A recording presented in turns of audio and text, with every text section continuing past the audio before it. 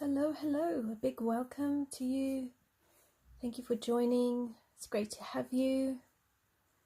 If you're new to the channel, a big welcome. We're going to be continuing the coloring in Millie Marotta's Curious Creatures, and we're busy with the Long-Eared Jeroba, which I'm using a picture on Pinterest to just help me with the colors and just guide me a little bit. So again, I'm working with Prismacolors, but I do have options for you in Polychromos. And I'll just get my book because I wrote it all down. So here we go. Polys 103, 102, 178, 186, 132, 189, 188, 268, 177 and 179. But don't worry, I will include them in the description below at the end of the live stream. So I have you sorted. For now I'm using polys, so I'm just going to go ahead and color along. And what I'm going to be doing is coming in with some goldenrod, and I'm going to look at my reference photo and bring in some of the goldenrod. So I'm seeing quite a bit of goldenrod in here. So we're just going to lightly just start shading in some of these areas. And I think what I'm going to do is do these decoration areas first, and then in between I'll go a bit later on and deepen them up and see where do the shadows fall. So just very lightly bringing this up. I do have my eraser with me, so if I put the wrong color, I can very easily go ahead and just erase some of it. And I think that's why we do things very lightly. It's to help with that erasing when we put a color. If you press too hard, then you can't erase and you're kind of stuck. So we don't really want to have that. So I'm going to be just flipping between all the live stream and my Pinterest photo.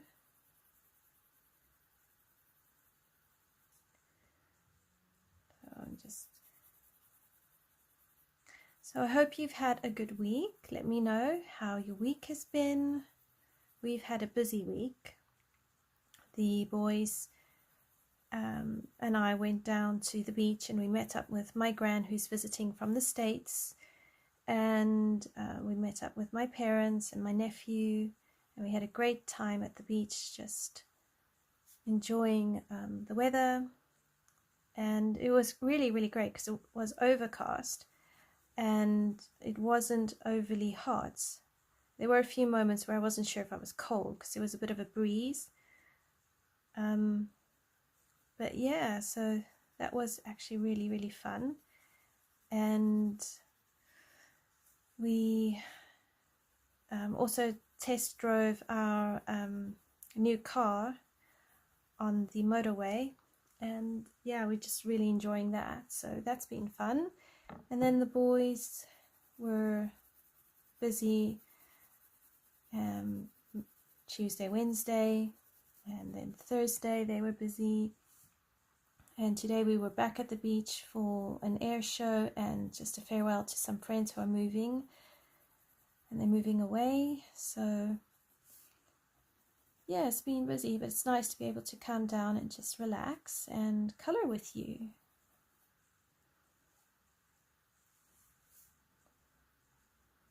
So I think I'm going to do the tips here, a bit more of a goldenrod, and I'll deepen them at the bottom here.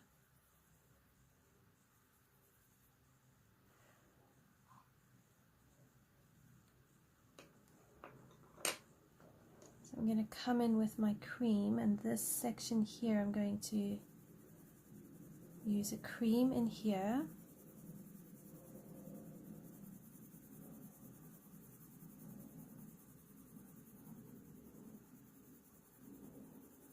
So that's going to be quite light.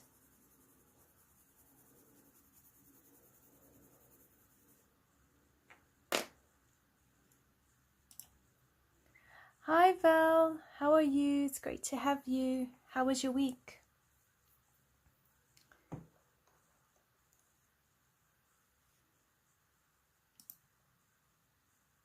Okay, so now I'm going to come in with some of the burnt ochre.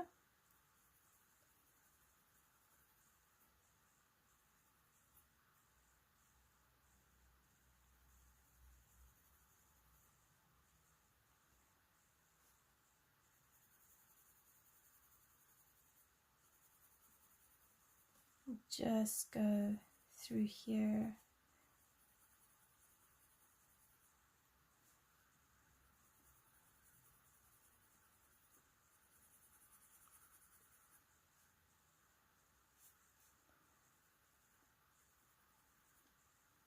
Still have no idea how this is going to actually turn out. I think I'm overworking my brain on this. I think I'm trying too hard. Oh, good. I'm glad, Val, you had a good week.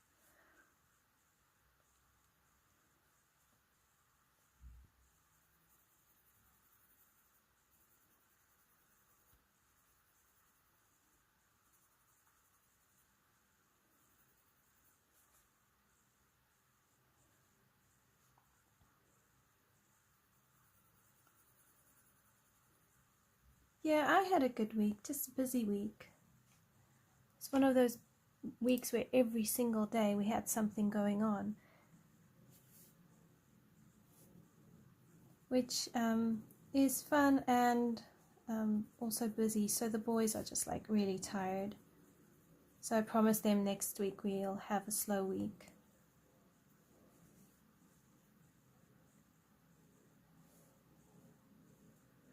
Okay, I'm going to bring in some dark brown.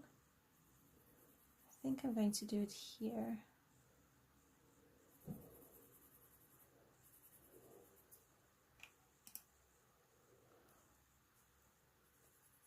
Oh, I liked your idea about a limited palette color along or a monochrome color along.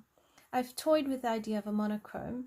I'm not 100% sure which picture to use though for it. And I have thought of taking a floral picture and doing it, you know, like as if it's under UV light, because I think that could look quite funky as well. So I wanted to ask though, Val, how limited a color palette were you thinking when you asked me about it?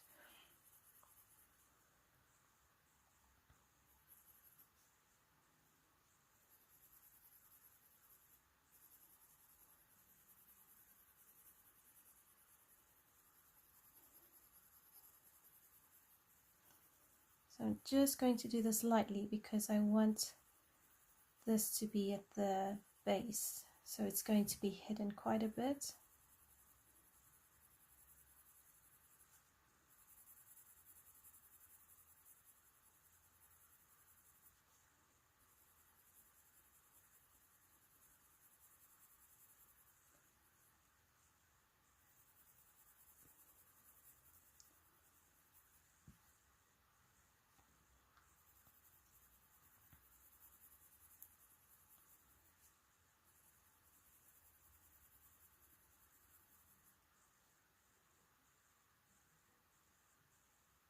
Okay, cool. It's just a few colors. Because sometimes when I'm doing my coloring pages, I try not to do every single color of the rainbow because I just find it a bit overwhelming. So I might do, I think I do about 4 or 5. But now, will that include a black and a white, or is that just 4 or 5 colors? Hi JC, how are you? It's great to have you. Did you have a good week?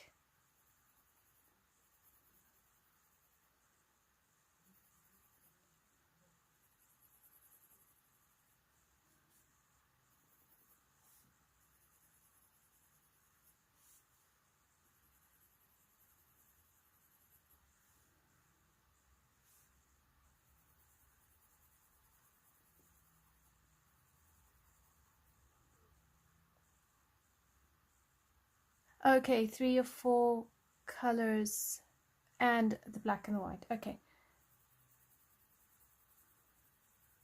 I think that sort of limited palette would be easy to do on a grayscale as well. So I'll give it some thought. I'm sure I can come up with something. I'm not sure about the monochrome though. I don't know. I'd like to do one, but I think I'm scared of it. So then I try look for a picture and my brain just goes panic.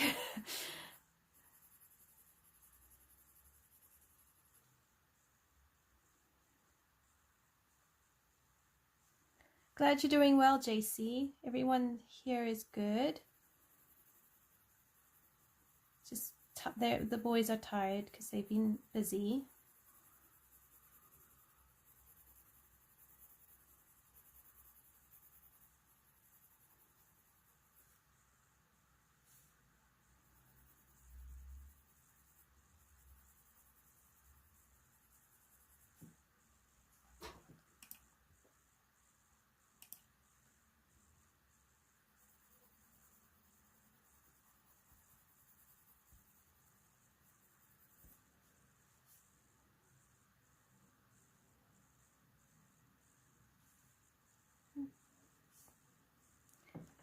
Okay, so now I'm going to bring in some of that beige sienna.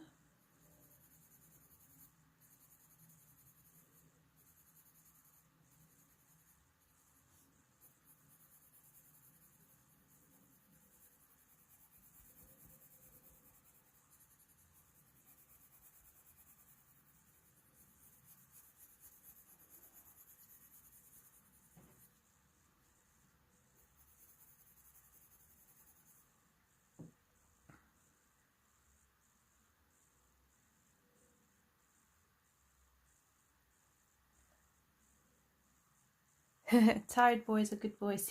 Yeah. Most of the time. The younger two have been at each other a little bit, you know, just squabbles and all of that. And I think they're just maybe too tired. I don't know. So, what year or grade is your son in? Black light neon picture.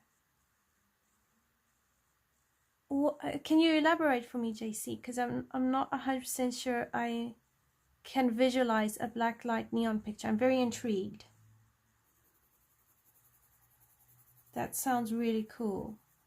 I've seen some people take, you know, like a picture and then they color it grayscale and will do a specific object or part of the picture in maybe a red or a brighter color, and then it stands out. So that's another option, which I think is quite cool. Oh wow, 10th grade, that's cool. So he's only got a couple of grades to go. My one cousin, she's just gone into grade 11.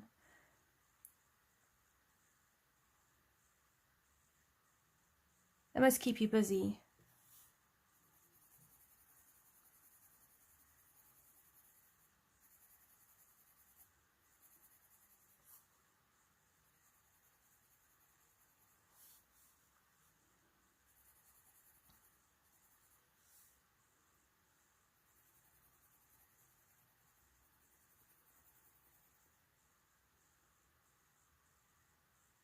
I hear you. I hear you.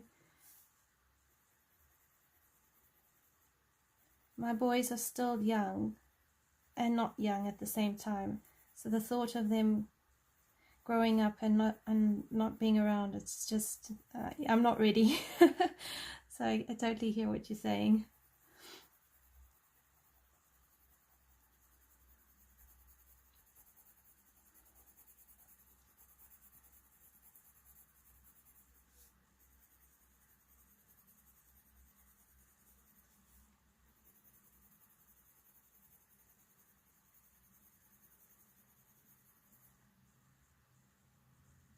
Gosh, yeah, I hear you, JC. It does go so fast.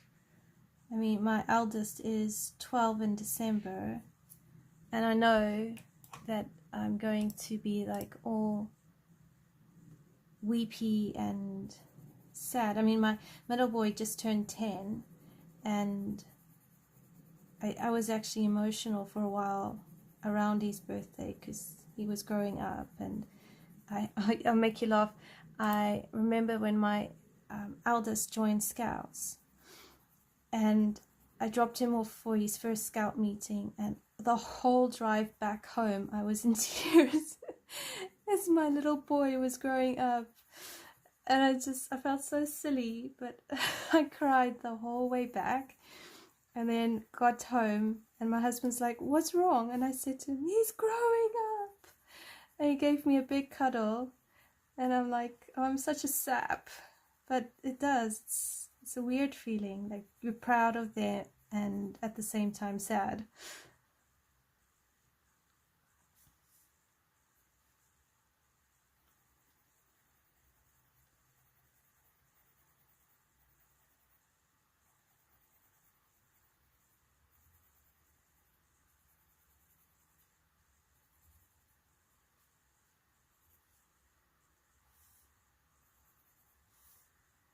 So I want to do this side here lighter than the others.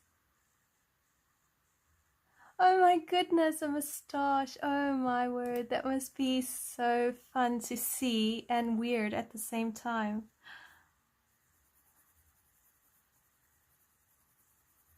You must be so proud of him though, JC.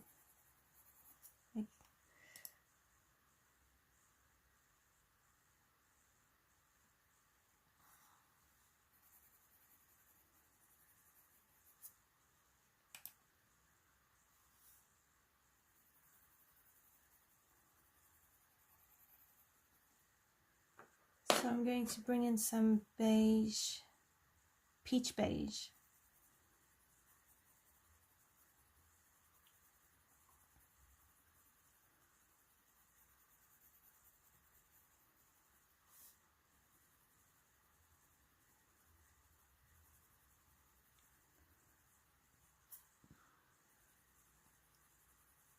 And I just want to lighten it down here.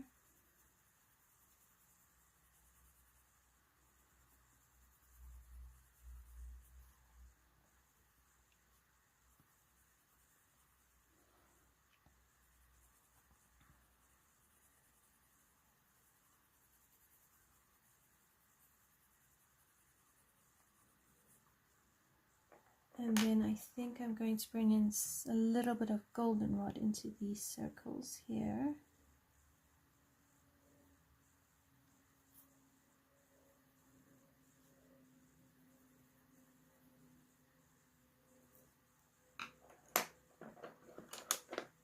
And some beige sienna.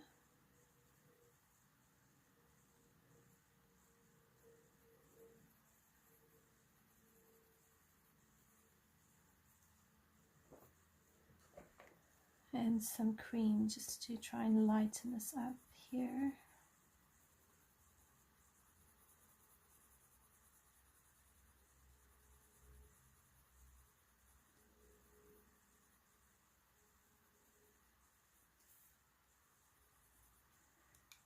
If I bring in some beige into this side, it should blend nicely into the cream.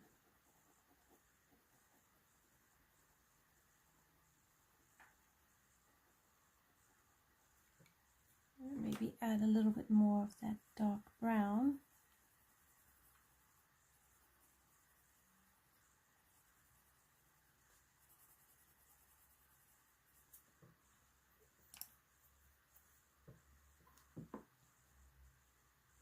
Oh, that's awesome, JC.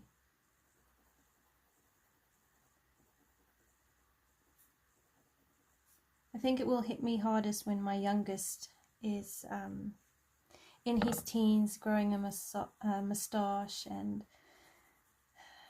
kind of, you know, I can picture him walking around with a swagger.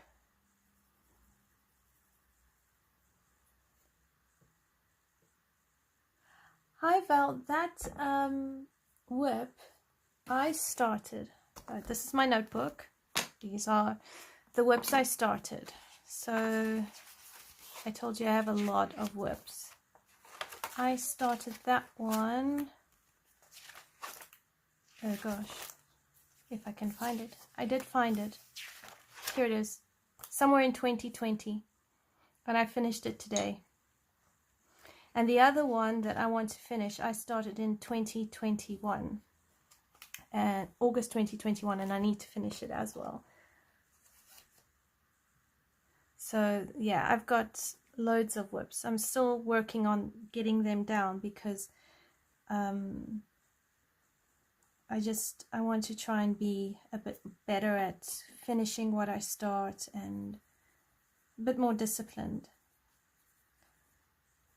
But I really liked how it turned out. So yeah, it is fun to see them grow, JC. I do agree.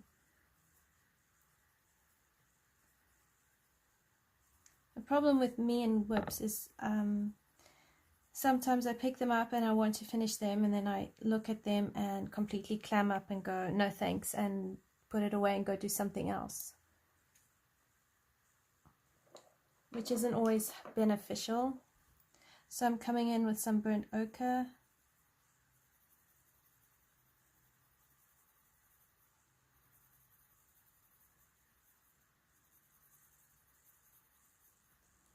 And I'll add a bit of goldenrod in there just to make that a bit more orange.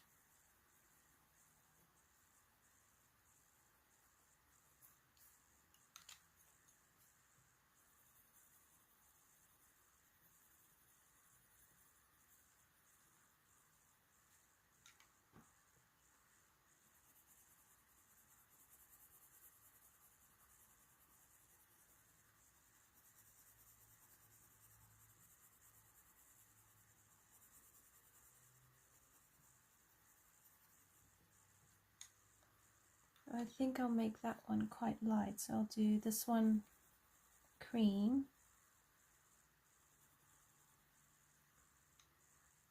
and some peach beige.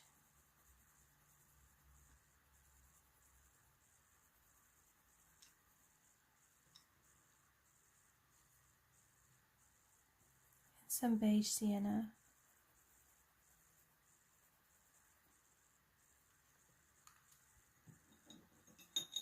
If I use a bit of white, I can try and lighten it as well.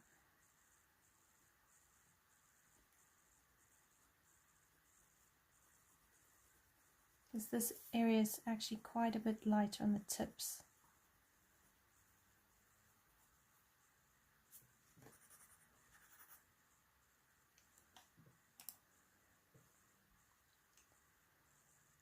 Oh, in total, I would expect I have about 30, well, the last time I checked, I had about 30 whips in total. But, I mean, if it's interesting for you, I can actually do a video, and I'll title it My Whips to Finish, and we can count how many whips I have. There are one or two that I won't finish, just because I don't like how they worked, and I don't know if I want to even finish it, because I look, especially this one, I used Arteza pencils on the skin tone, and it's so scratchy, and it looks like she's got lines on her skin. So everything inside of me just cringes at the thought of even looking at her. So I can't even right now finish her, which is probably a bit of a pity, because she would look so pretty.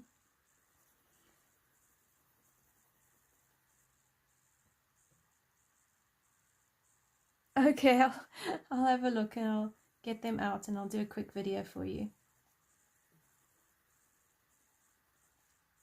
And you can comment below and let me know how crazy it is. Although I did come across someone in one of the Facebook coloring groups who had, I think, over 100 whips, and she was determined to finish them, and I really admired her determination because she was prepared to sit down and actually systematically work through it. Every time I try, I just start one and then I'm like, okay, what's new? Let's go on, next thing. So at least she had the ability to sit down and finish them, so I was really impressed by her.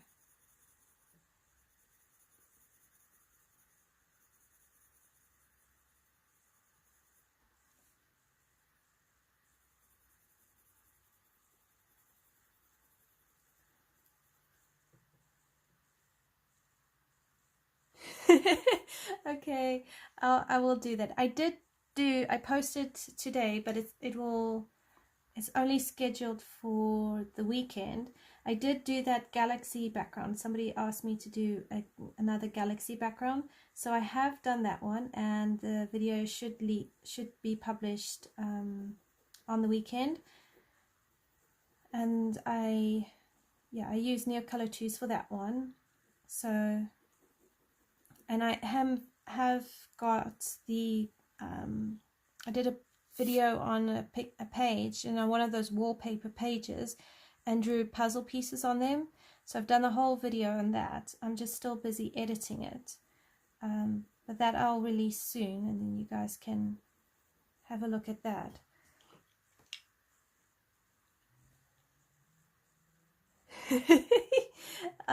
Val, that is brilliant idea.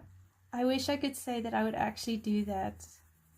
I mean, to be honest, having the coloring channel and just coloring with you guys through some of the coloring pages, or even doing like the live streams, if I didn't finish this page on a live stream, it would become a whip, because I would just take one look at it and go, I don't know what to do, and I would pack it away. So you guys are really, really good for me. You're keeping me grounded and focused. Unless maybe I could come up with a way on how to do like a video, maybe a fortnightly or something like that, where I commit to tackling a whip, and then I have to finish that whip on camera. So that is an option.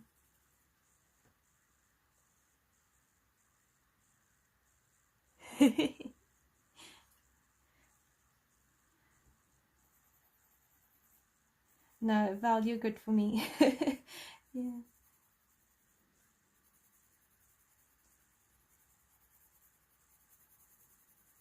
I do appreciate all the, come on, let's go, let's do this, let's do that. It really helps, keeps me going. And I really enjoyed doing that puzzle video, because I remember looking at that sort of effect before and really admiring what the person colored, but then not understanding why wouldn't they color the whole page? Why would you just draw a circle over a picture and then color it? I didn't get it. So when I did the puzzle pieces, I thought, oh wow, this is actually really interesting, and I found it a lot more challenging than I thought.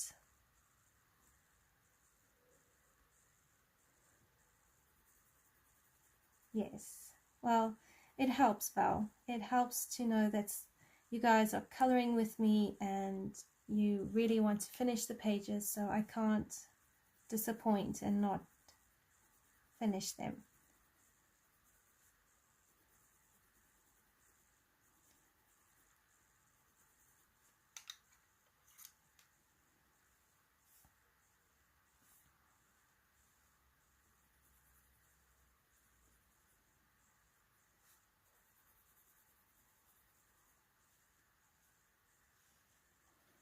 So I think I'm going to come in here and make this all black, and then,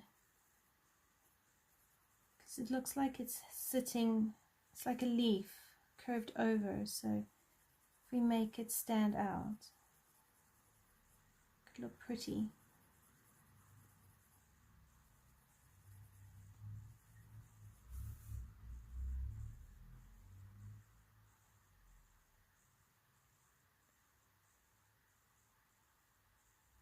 Okay, cool, JC. That's actually really cool to know.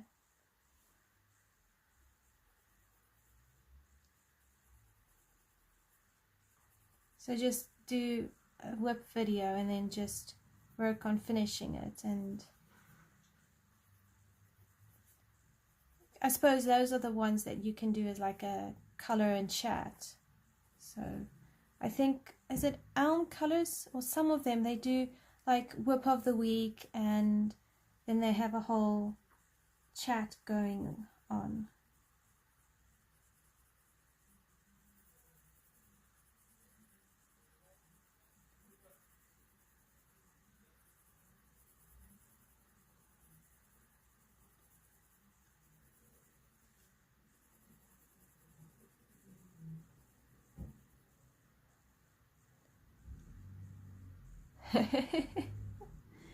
Cool, Val. We'll do it.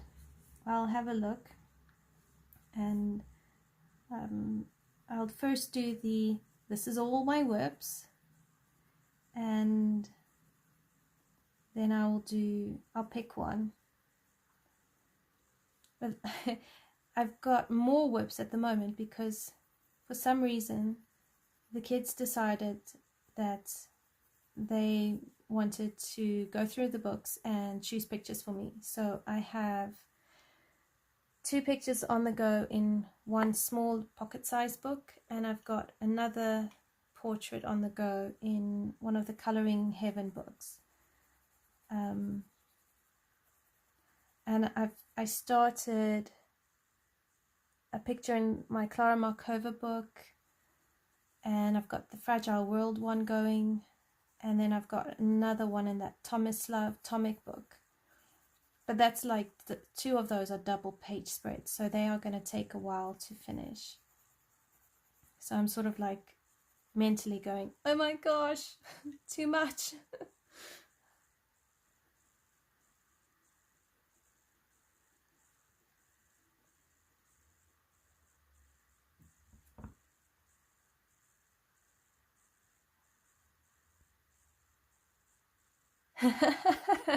Thanks, JC. I appreciate the easing me into it.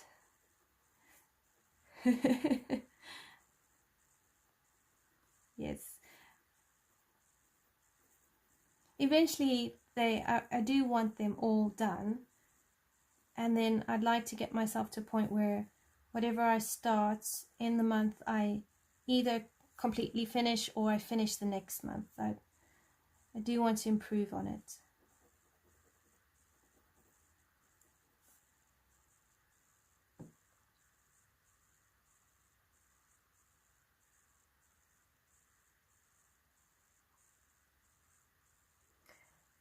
Val, the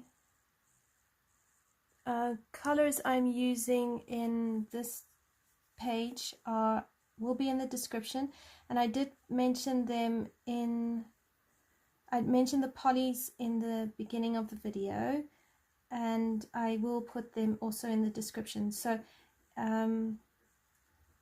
if we're just talking the normal videos I do, I'll always put the pencils in and what I use in the description, because I know when I go onto some of these color alongs, if I'm curious to follow along or anything, I always look in the description for the pencils, and when I don't see the pencils, I feel a little bit disappointed, because I really want to follow.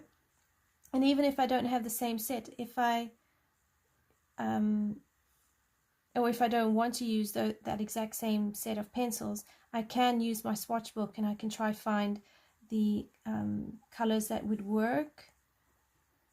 So I'll always, as best as I possibly can, have the Polychromos in the description, and if I'm using Prismas, I'll have the Prismas or whatever I'm using, so that it's easy to color along or adapt and all that sort of thing. No, there's no new colors in part 2. I'm using the same colors I used last week. All I'm doing is just finishing the body.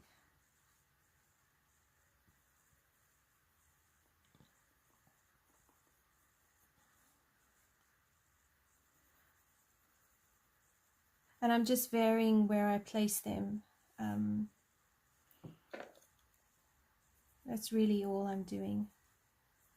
It's nothing really complicated. The only complicated part of this color along is really more what to do with all these intricate details. Like how do you color them? Where do you place your colors? So what I'm sort of seeing today is there's like this portion here is like leaves on top. Even here it's sitting on top. So if I make that brighter and then this in between section darker, it will at least cause a bit of contrast.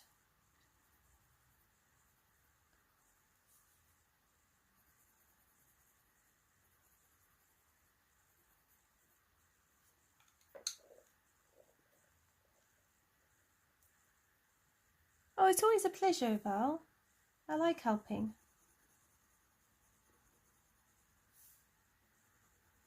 I don't mind.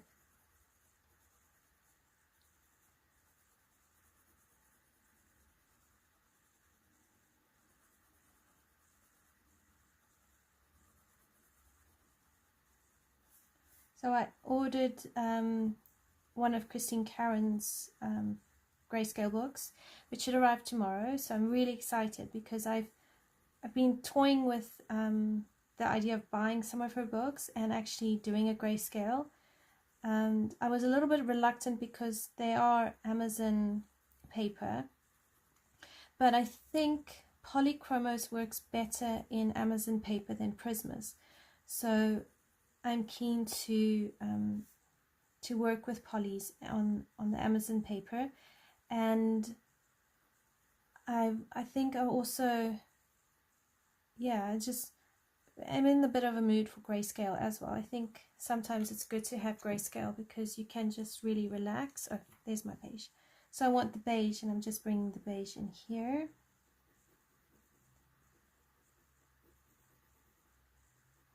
I thought I had a bigger beige, but I can't find it, so I decided I'll just use my itty bitty little one,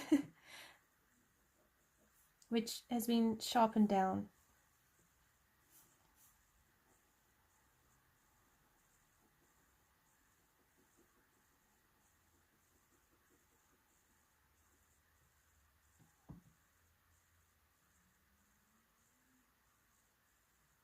Oh yeah, absolutely, JC. I totally agree, and that's where I find Millie's way of drawing a little bit befuddling, because you've got all the details, but it's knowing how do you color them and still show that it's an animal, and make it interesting to look at.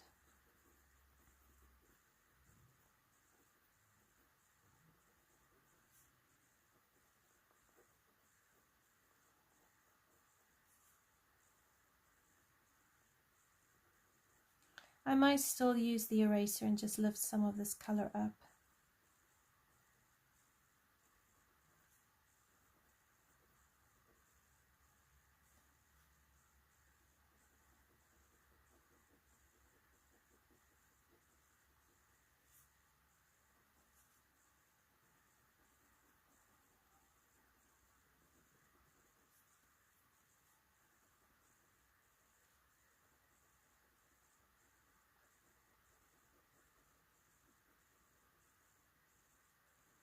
And I've seen some of these pictures where only the drawn parts have been colored in, which I think is also totally okay. I just don't always know what's the best way, because I've seen other people, take these same pictures and make them completely lifelike. And it just does a number. It's like, wow, it's absolutely incredible what some people can do.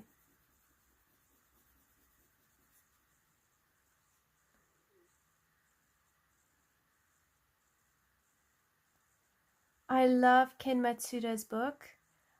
I started it and then I stopped. I think I just completely froze.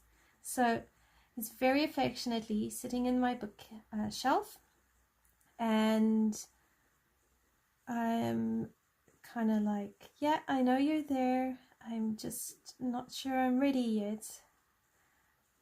I think I'd be fine. I just need to just sit down and do it, and probably use his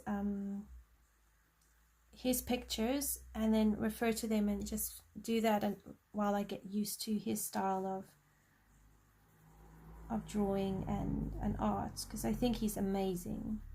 And I don't think it's terribly difficult, because like with Kirby Rosanna's, he does have a lot of, he does guide you with the shading and all of that, which I think is really, really lovely. So I think it's probably a lot less intimidating than I'm making him out to be.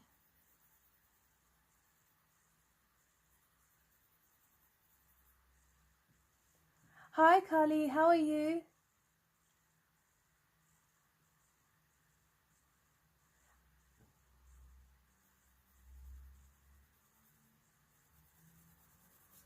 So I want to bring in a little bit of brown in here. So this is the burnt ochre. Just liven stuff up a bit around here.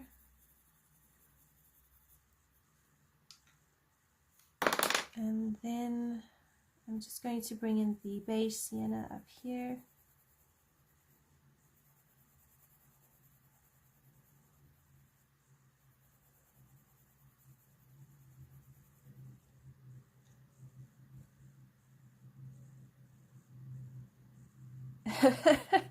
I like Inktense, but I won't use him on camera. Well, I might change my mind.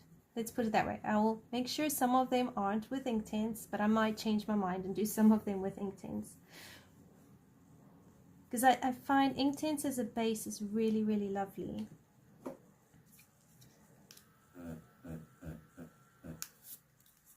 But now, do you have the Inktense pencils or the Inktense blocks?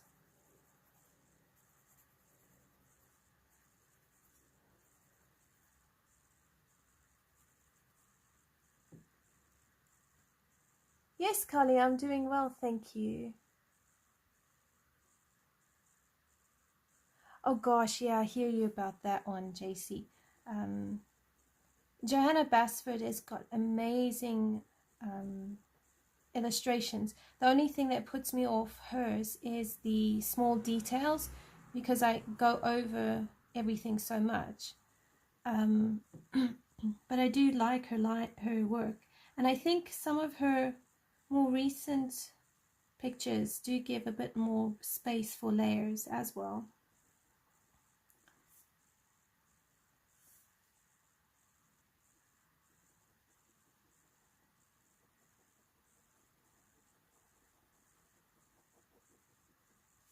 She's got another book coming out. I think it's called Rooms of Wonder or something like that.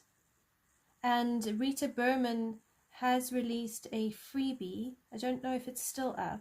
She did release a freebie from her latest book, My Travel Through Asia.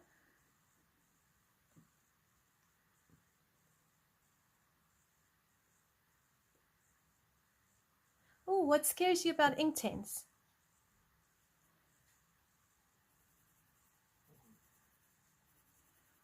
I'm thinking of doing a page in Fragile World completely with Inktense. And I know just the picture I want. It's that one double page spread, and it's got the seals on the beach, and it's from an aerial perspective.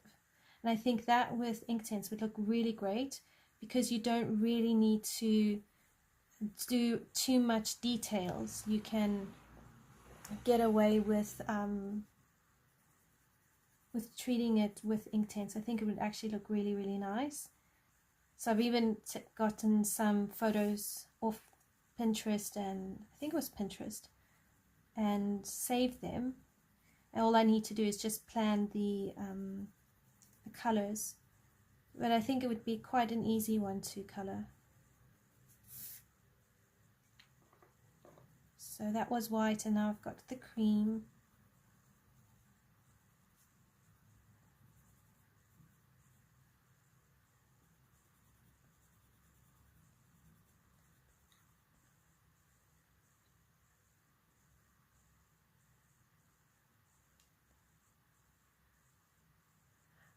okay, I hear you.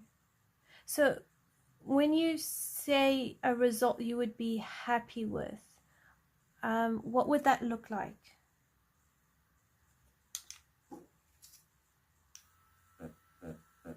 And yes, it is only when you add water that they become permanent. But even then, if you're quick enough and you dab it with like a paper towel, you can lift a lot more of the ink before it becomes too permanent. So you can leave less of a stain and then go over it with pencils. But yes, they are permanent and a bit more risky.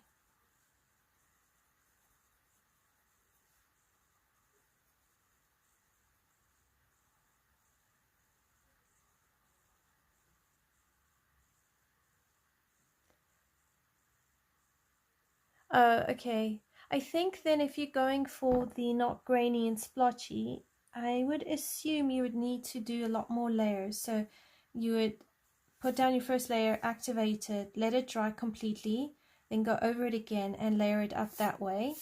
Another way you could combat the splotchiness is take a water brush. So pretend it's an Inktense, and you would scrape it off like that, and then you could touch it up. And that I have seen some people use that. But what I've also learned with Inktense and also Neocolors, you can put them down, and when they dry, you go over it with pencil, and that helps get rid of that splotchiness and that grainy look, and it creates a smoother blend.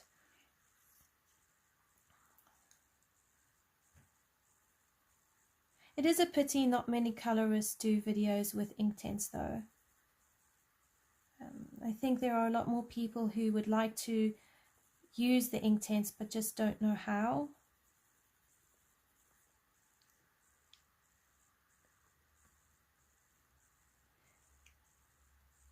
Yeah, give it a go. It could also be that there's not enough pigment on the page, and that could also be causing that splotchiness.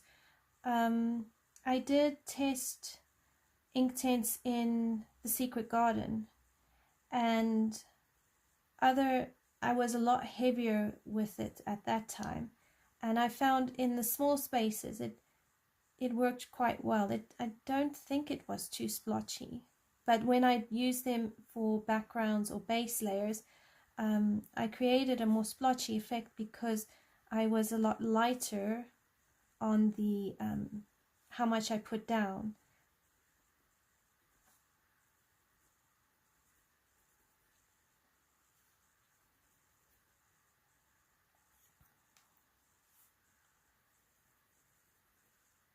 So I want to bring in a bit more of that yellow here. So this is goldenrod.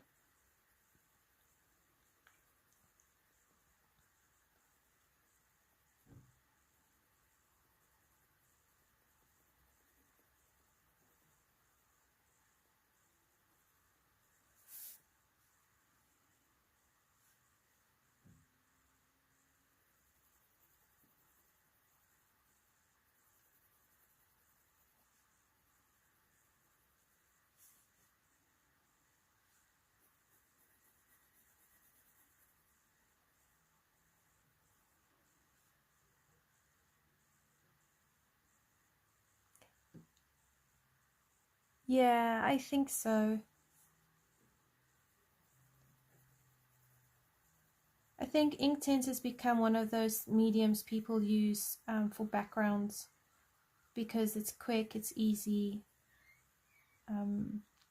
There was I can't remember now, but I do remember seeing someone on YouTube, and she was layering up flowers with Inktense. So she would put it, maybe it was Instagram, it's one of those two. She had this flower and she was coloring it in. She puts down a layer on Inktense, lets it dry, and then she went over and did another layer. And she did an amazing job. I mean, it was really, really pretty.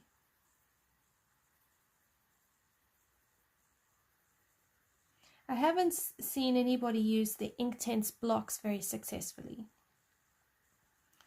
I've come across a couple of channels where they've used the Inktense blocks and they haven't been happy with the result.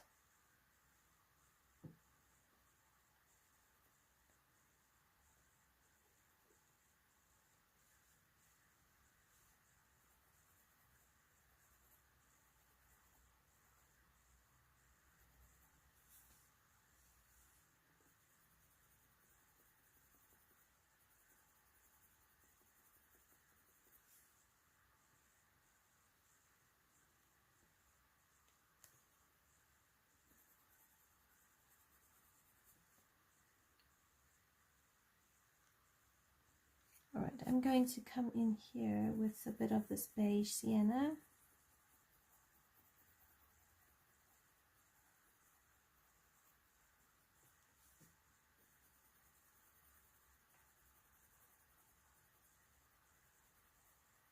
I think he's almost done.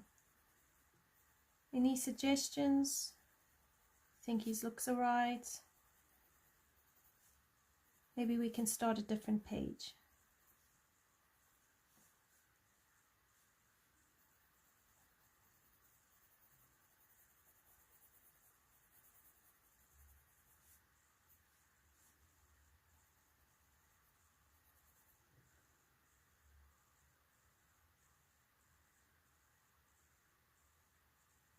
Yeah, I hear you.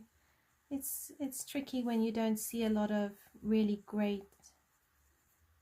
Well, what I'm trying to say is when you see mixed things, it does make it tricky.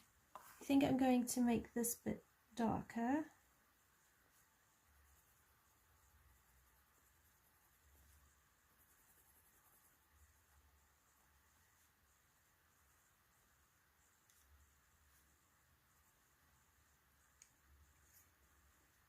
And then use the beige sienna and come down. So I use dark brown just to darken up there, and I'm just going over it with beige sienna, and I'm just using that to just try blend it out.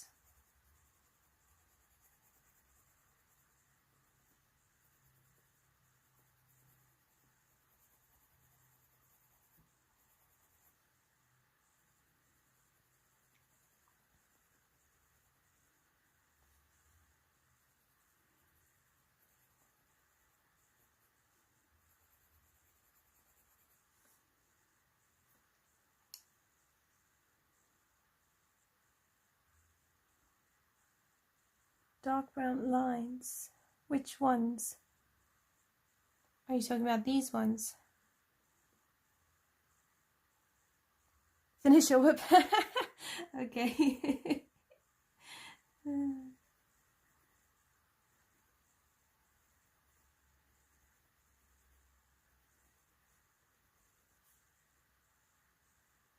Okay, I can erase them and just lighten them up a little.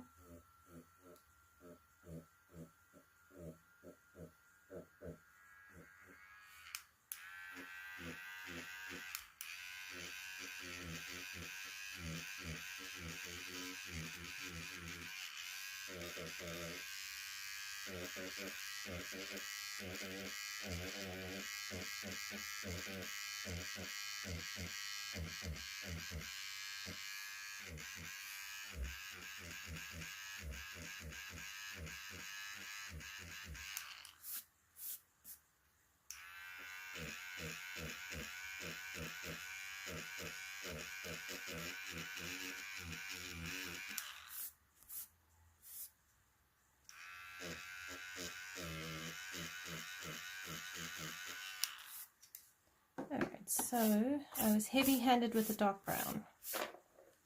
So let's try with the beige sienna.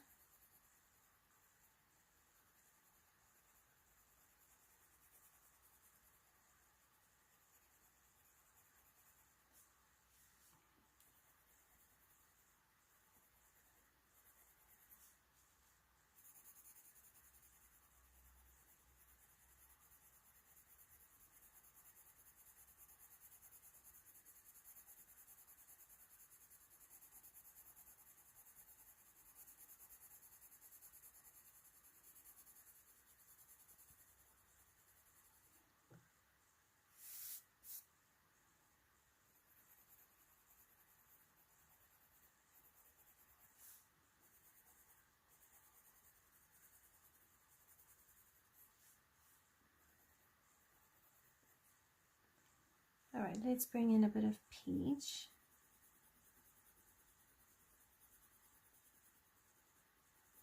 Oh, sorry, not peach, I'm using cream.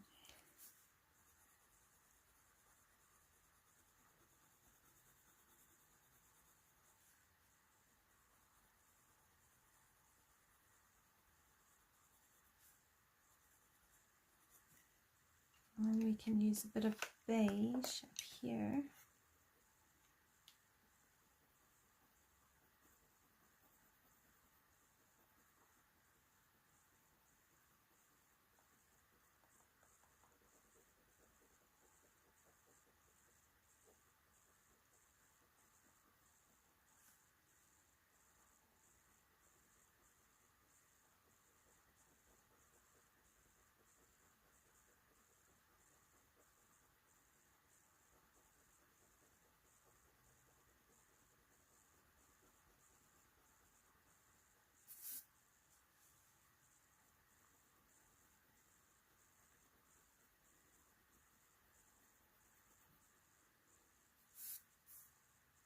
Hi Robin, how are you?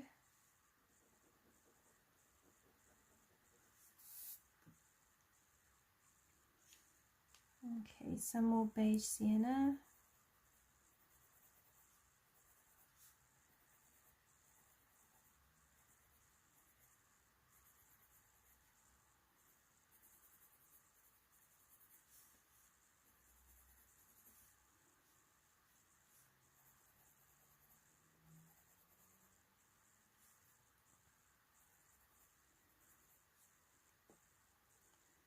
Let's use some white.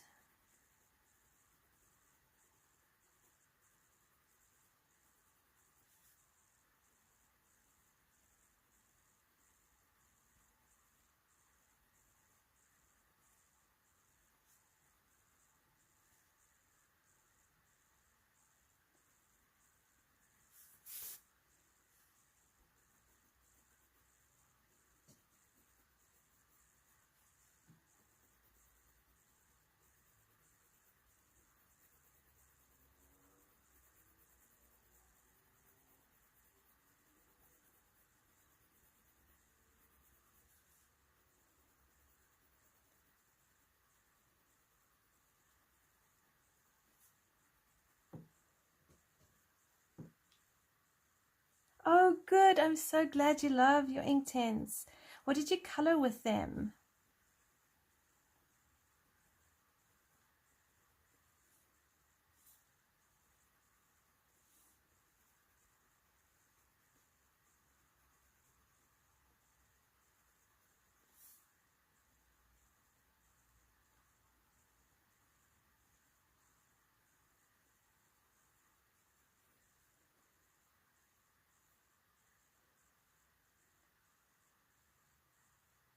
Oh, lovely. Sounds beautiful.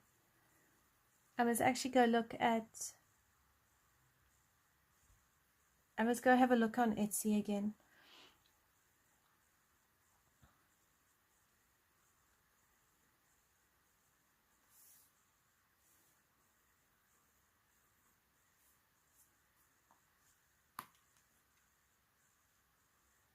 Okay, let's bring in maybe a bit of peach beige.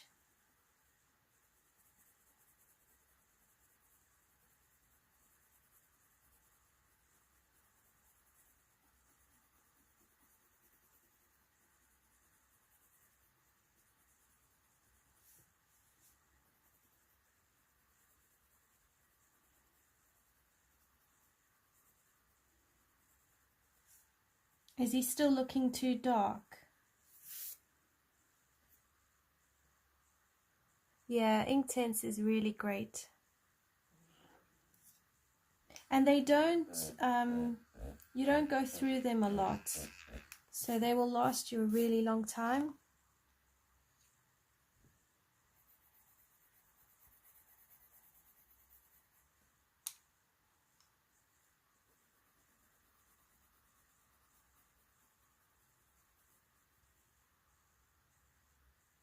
Okay, cool. Thanks everyone, I appreciate the feedback.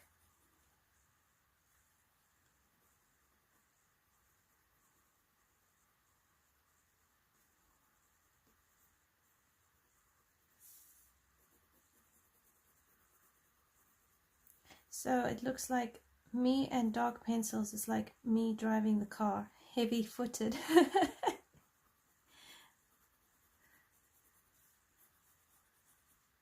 Okay, I'm going to come down here and finish these bits up because I just realized I hadn't finished them. So let's use a bit of beige.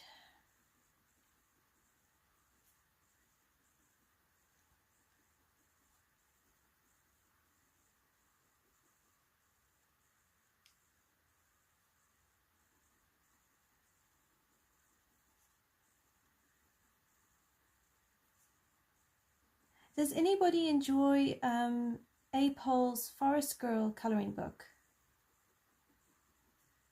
Because that's also a great book to play around with Inktense and neocolors, and I mean you can. I tried Prismacolors in that book and I just didn't like how it went.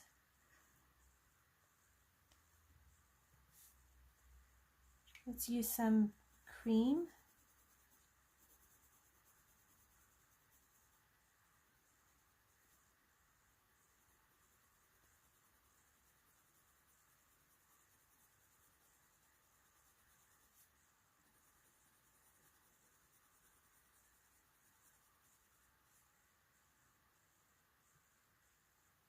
Okay, cool. I've only got, I think it's the first one.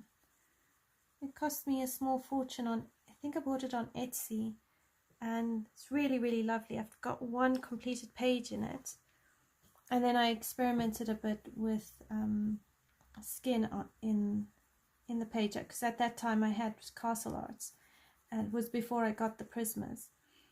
So I was working really hard to get a good skin recipe for the Castle Arts without worrying about buying another set of pencils specifically for skin tone and all of that sort of thing. And then on top of it, I ended up spilling a cup of coffee on it, so I was distraught.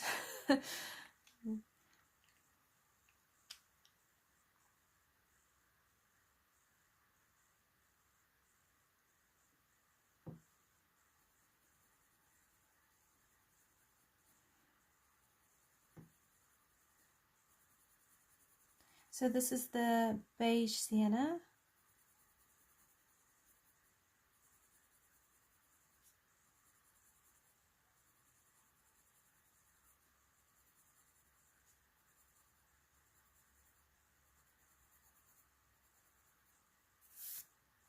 The other one that I find intimidating is Momo Girl. Also, I think she's either Korean or Japanese, I'm not sure. Beautiful, beautiful art. A couple of the pictures are a bit dark for me, so I probably won't color them in, but a lot of them are, I can see myself coloring.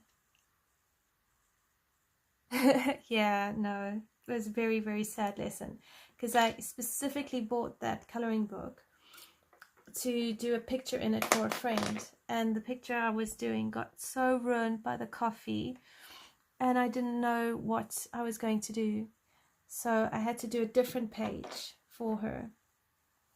But I was so gutted. I was like, oh no.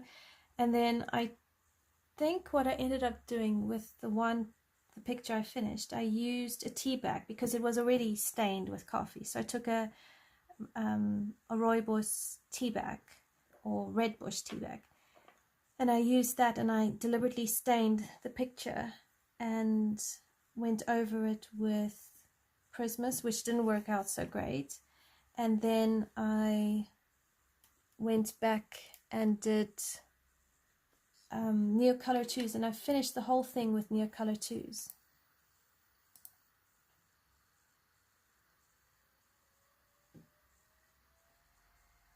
Oh, cute. I love cats. How long have you had your cat, Robin? They are notorious for just jumping on your desk and being so inconvenient. We've had a few cats, so fond memories of them. Alright, I think this is possibly done. Just a few spaces here.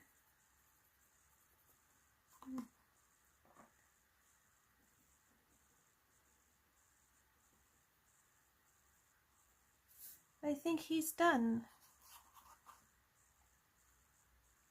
Oh wow, how cool. I love it when cats just decide that's it. You're their new friend, furry friend for life. Alright, so I think all we have next is actually his whiskers. So, which are largely white. Alright, I'll use a little bit of beige sienna on his whiskers. I don't want to do too much because I want to keep him kind of light. And I really don't know what sort of background to do. I mean, we could do it. You could do a black background.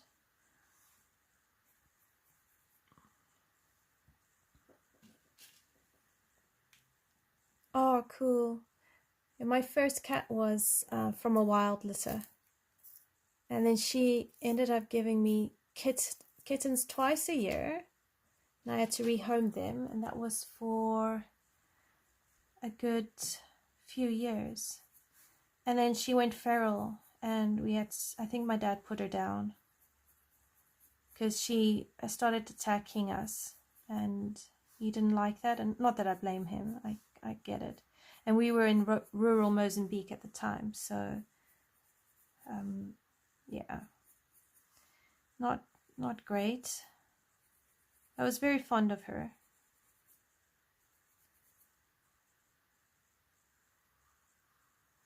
And then my sister and I adopted another cat when we were teenagers. And I think we just saw him around. We didn't know who he belonged to, so we just started feeding him and just decided we wanted the cat, and gave my dad the whole, we'll feed him, we'll look after him, you don't have to do a thing. You know, the same stuff kids do. My dad was very kind and he gave in, and we had that cat for a good few years. And then when I got married, my husband had a white cat, very beautiful cat, and that cat stayed with us for a while, but then he ended up picking fights with a wild, what's it called? Oh gosh, my mind's gone blank. Oh, just bear with me, it will come to me. But anyway, it was this wild creature in the same family as a weasel and a ferret. Spotted genet, that's it. So this cat picked a fight with a spotted genet over a territory.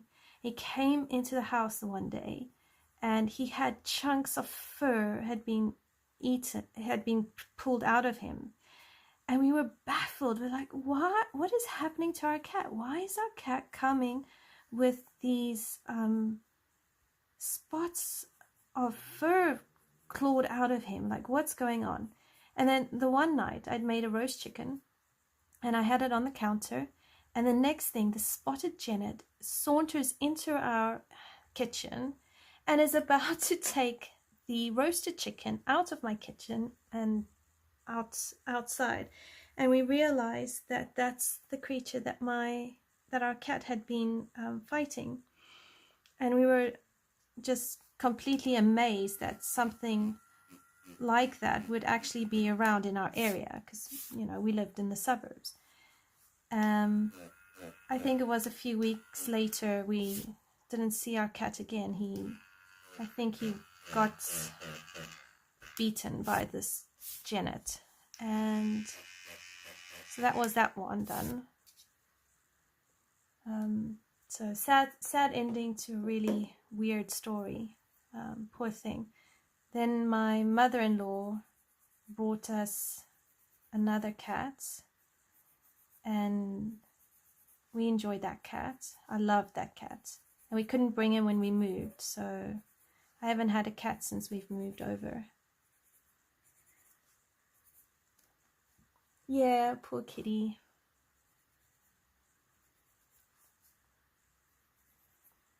Unfortunately, I suppose it's a circle of life.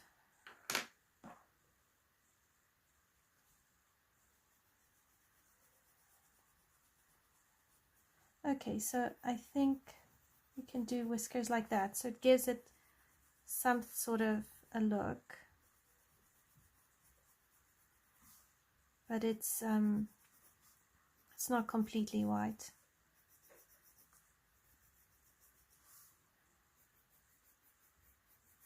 Cool. So I think that's our long-eared Jeroba from China and Mongolia. I think that's that one done. And oh, have a lovely weekend, Robin. Thanks for popping in. It was lovely to chat to you. Oh my gosh, a raccoon and a rabbit. Wow.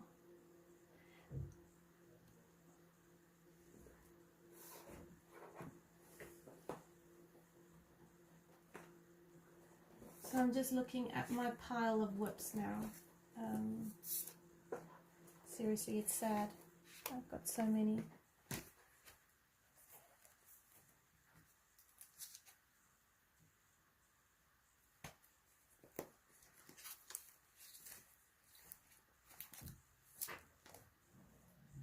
Oh, you see, this is my problem. I now have so many whips and I'm like, ho hum, what do I do?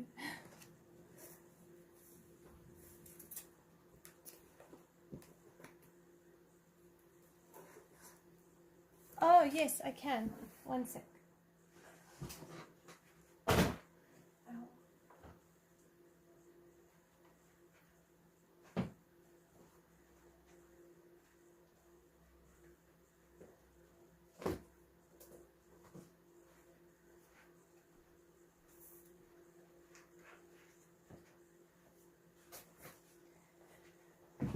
So the one that I spilt with tea is this one.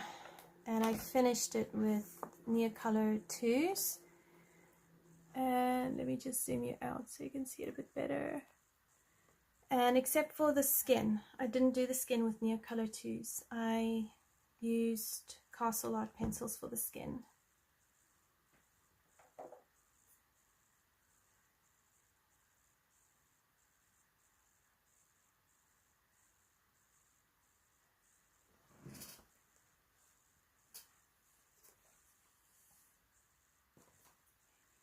It was a lot of fun to do that one as well.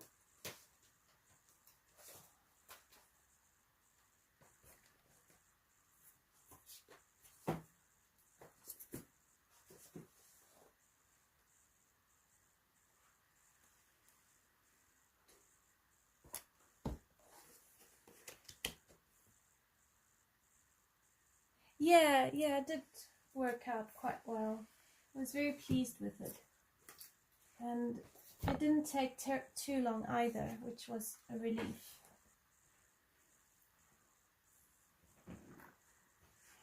I think she uses watercolor when she does her paintings as well.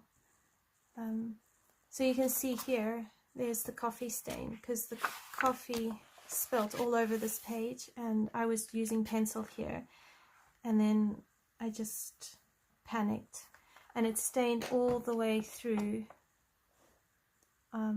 onto the edges of these pages. So it wasn't overly bad, but it was enough to completely throw me. So hopefully we can at some point in time come back to it and maybe do a page in here. Be interesting to see how polys actually work on this paper. For all I know, it could turn out that polys work out all right. So I will take a photo of our Jeroba and put him up. And then I have a whip. So this is one of the whips I'm doing. I wrote down my notes and my plans. This one's going to take me a while. So I can always work on this with you guys.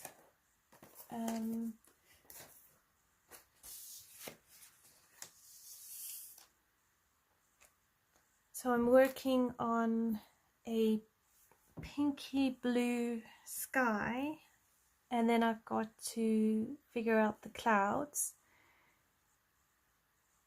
This is in Dromenwanger by Tomislav Tomic.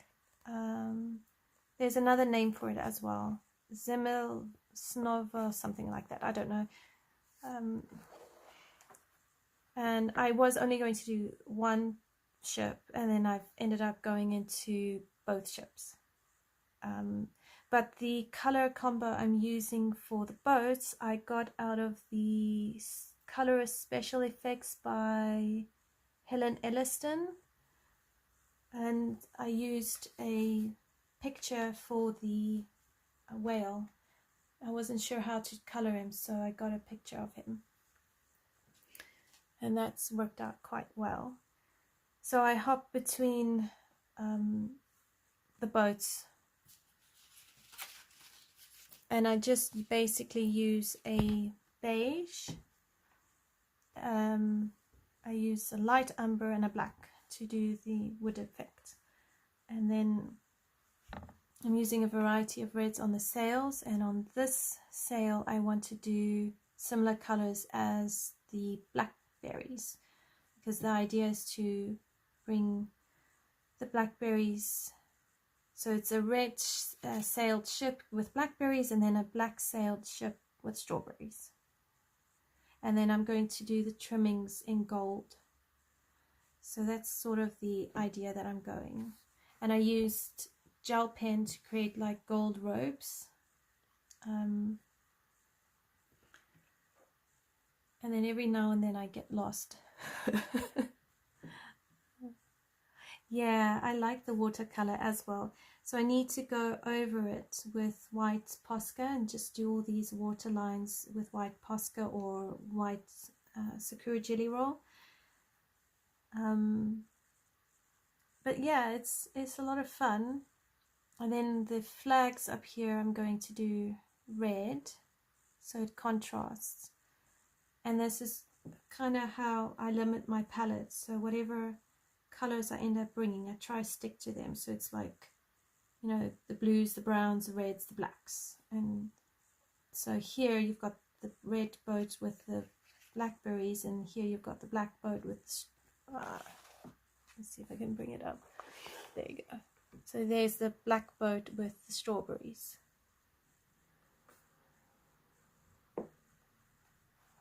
I like this book a lot, and I don't know what possessed me to decide to do a double page spread. I mean, really, it's just madness.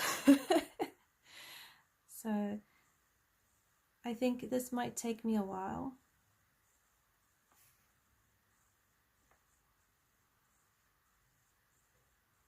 But I decided I wasn't going to do this one on camera just because of the amount of details. It would probably take 20 videos to finish the whole thing.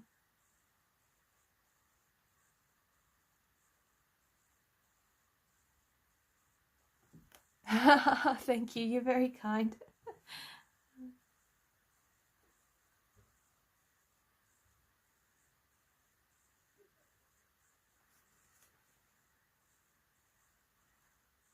So I'm just go over like where I think the effects of the wood are, and I just use black to just deepen the shadowed area or create that wood look. And then I'll go over it with the light umber.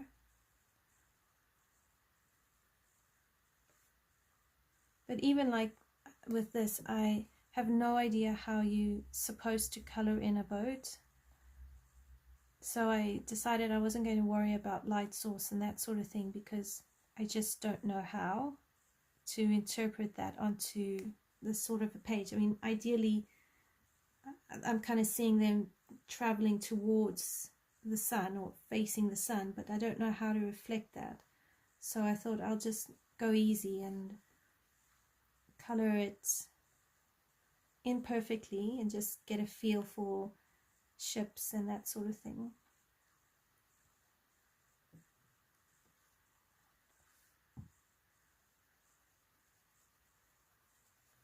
And there is a color along on Instagram for books with details. So, you can always do one of your mythographic books, or I think even a Johanna Basford has got quite a lot of detail, your mythographics, and then you can join the color along.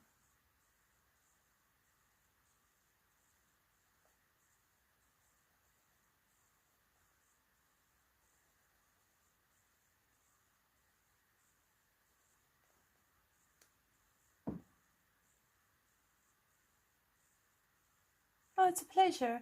I actually noticed that when I plan the page, I actually color better.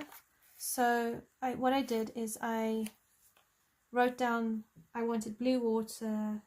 I know whales are kind of like dark grey. I knew they were blackberries, and then the birds had to be seagulls. So I wrote down most of what I saw, and then I have that to one side. Then I bring in a piece of paper and I will pick out my pencils. So I did a water tutorial in Rita Berman's Europa. So I think I used the similar colors, and I knew I wanted the cream in to just help with the effect. And then I wrote down the colors I have used previously for blackberries, and for strawberries I had the special colorist effects by Helen Elliston. So I took the pencils from there, and I wrote down a combination for the leaves, and then the boats I also took inspiration from the color effects special thing. And then I saw Coloring with Elena did a beautiful landscape, and I liked the sky she used, so I picked out pencils based on that, and I wrote that down so I could keep it handy. And then I find it just kind of helps me not feel too lost and keeps me a bit more focused. So, and then the colors that I have been using for the strawberries I've just brought into the sail with the red sails, and I'll do the same with the black sails. I'll use these colors and work from there. So it's kind of like a brain dump really, and it does help. So if I bring out, I can do the leaves on the strawberries with you actually. So I'll pull out those ones. So I use the dark indigo because that really helps with the shadows.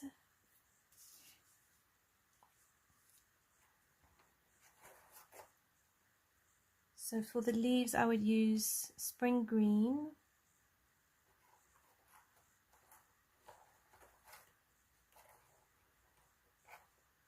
I'll just go find all the colours now.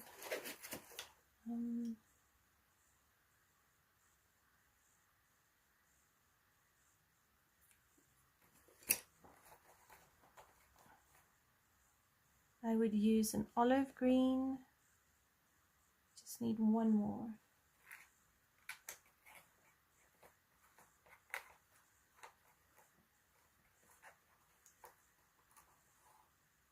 And a dark green.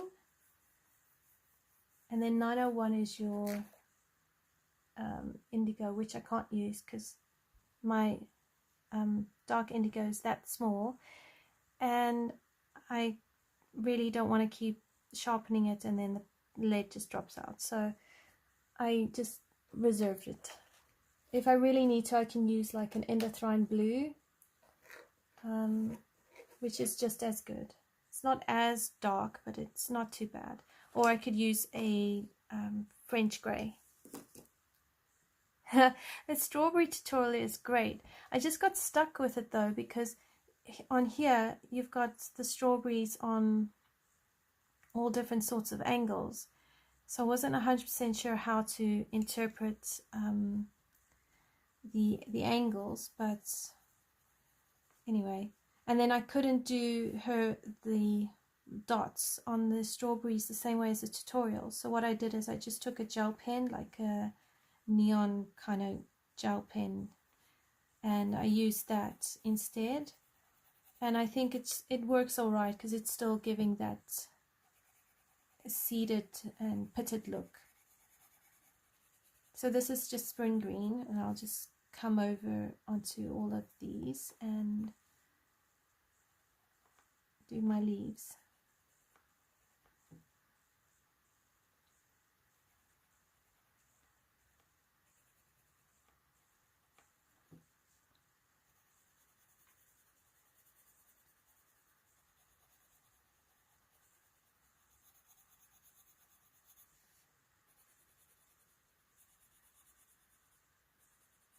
I'm really doubtful that I'll have this finished by the end of the month. So I think my August, show what I did for the month is going to be more, here are all my whips. This is all I started with maybe a couple finished pages.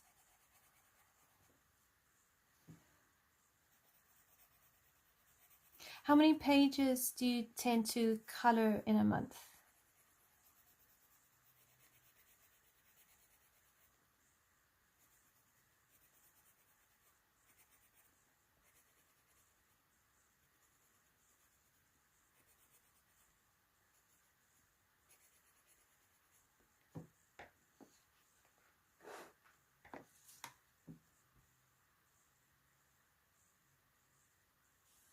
Yeah. I've heard of people who start art as a hobby and then they move into art for work and they find that it just stops being fun. Actually, a friend of mine was an art teacher, and she found that she was doing all this art teaching, but she never got much time to just sit down and create for herself.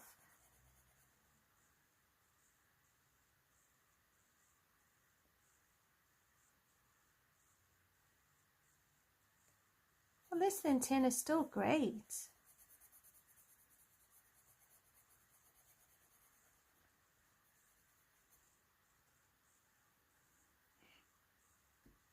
Five or six, cool. I think on average I can do 3 to 4. Yeah. So I know in a month I can definitely get to 4 single pages.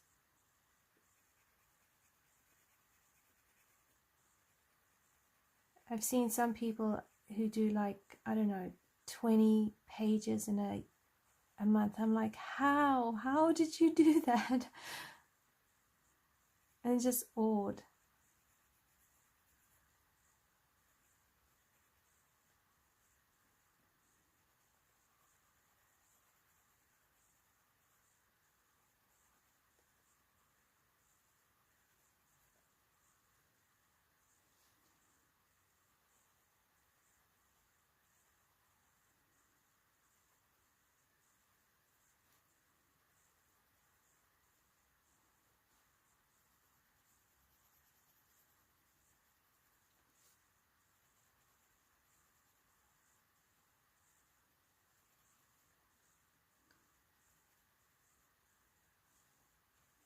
Have you got a favorite artist that you really enjoy?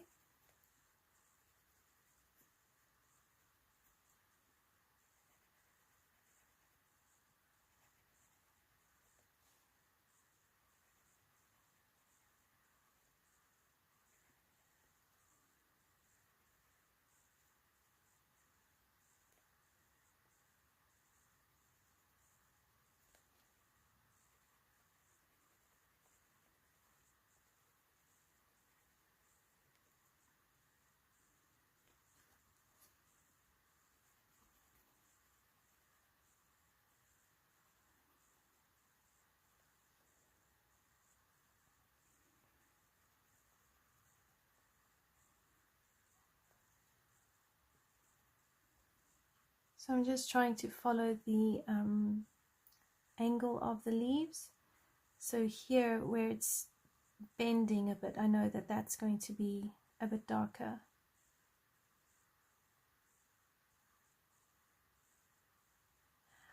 I think what they do, Val, is a lot of them just use sorry, my South African slang was coming in. Markers. In South Africa, we call markers and felt tip pens kokies. So every now and then I have to catch myself and just go, no, use the regular word. But I think a lot of them use markers, and they'll only color with markers. Or they'll do like color by numbers and mandalas, and they'll use either markers or gel pens. I find with pencil, it's a lot longer.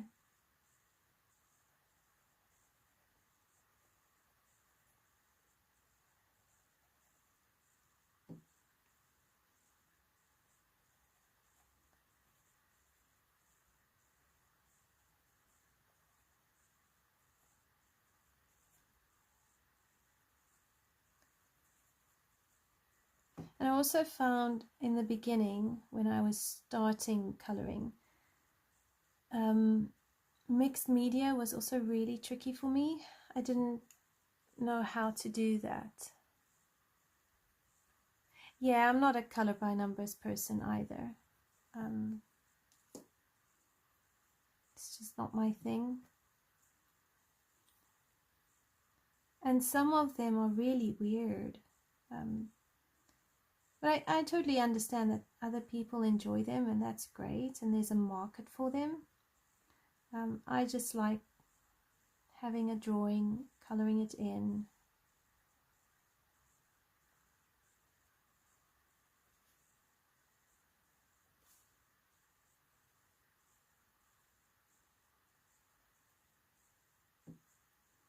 I don't mind markers as a base. I'm learning to appreciate them as a base. I find them quite helpful. I did a picture, small picture with markers as a base, and then I went over it with Polychromos, and I was so pleased with the way it turned out. And it did make it a bit quicker because I had the markers as my base. And I think on like your Amazon paper, it does help, especially if it's single-sided, because Amazon paper as it is, you can't really layer up too much. It doesn't like a lot of layers. So using markers as a base does help. But then again, you could use watercolors as a base. I mean, if you prime the Amazon paper, you could use watercolors, you could use gouache. I haven't tried gouache.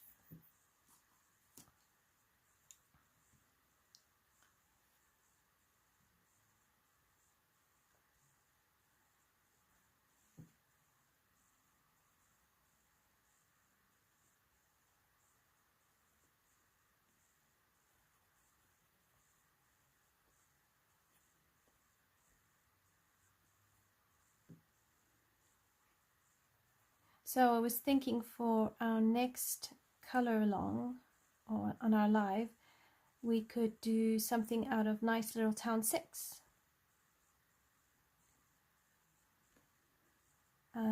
So that's one option. I'm open to any suggestions. If there's any other books you would rather see a color along in and color with me, let me know.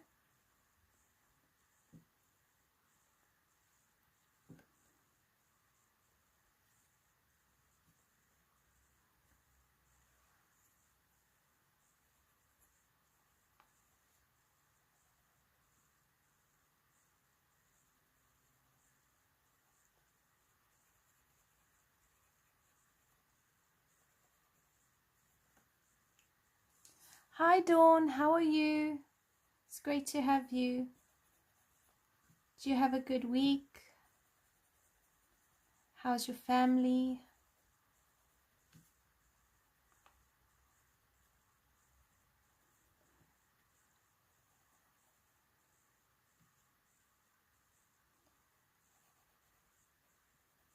What would I like to color? That is a very good question.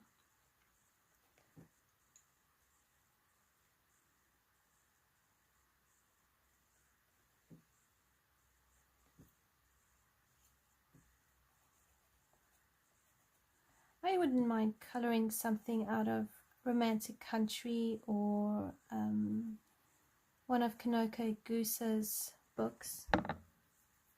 I started a page in there and I think I've messed up the wall and I don't know how to fix it. And the paper doesn't seem to be one for a lot of layers.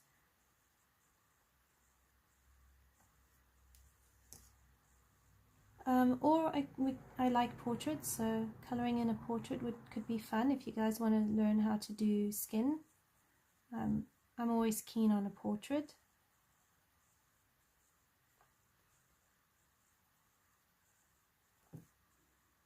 I've got a few portraits in Colouring Heaven, and I've got Anastasia Ellie Caldereva's portraits, so those are also an option.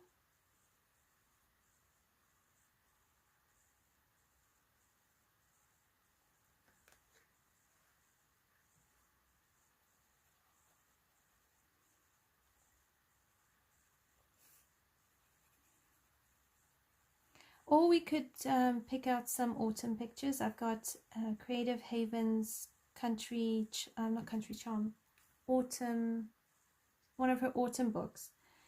And what I've done is I've put aside all the pictures related to autumn or fall. And I thought of spending September, October, November coloring autumn pictures. I won't be coloring Halloween pictures. I struggle with Halloween.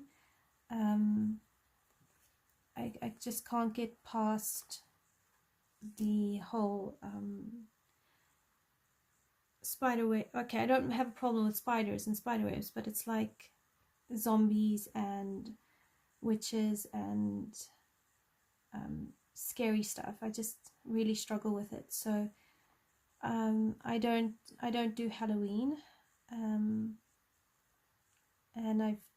even at home I don't celebrate Halloween because it's really hard for me.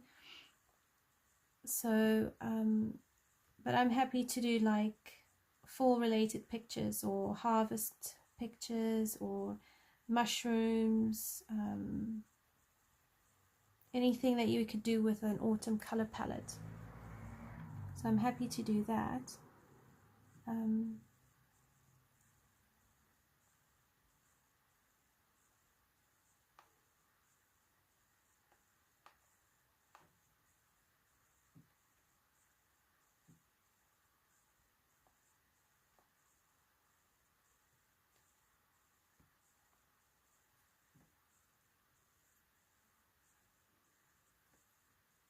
So I've missed all these leaves down here.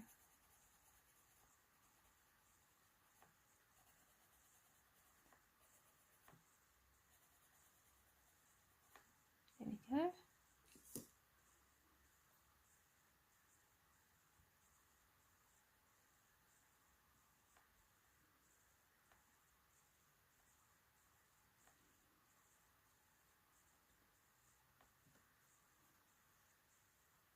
I think what makes this double page spread so slow is because everything is quite small and you do have a lot of details.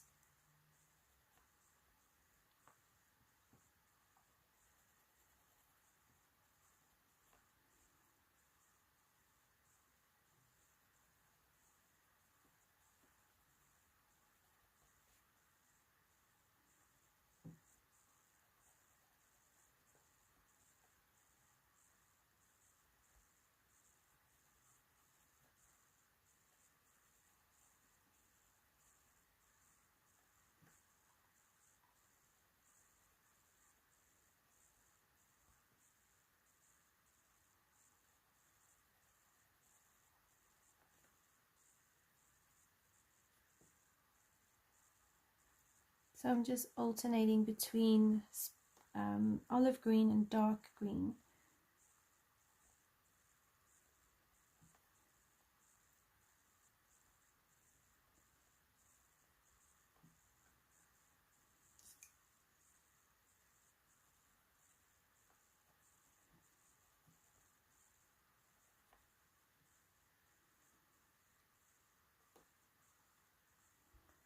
And you don't need to really, when it's small spaces like this, I find about 3 or 4 layers and then it's easy to just move on.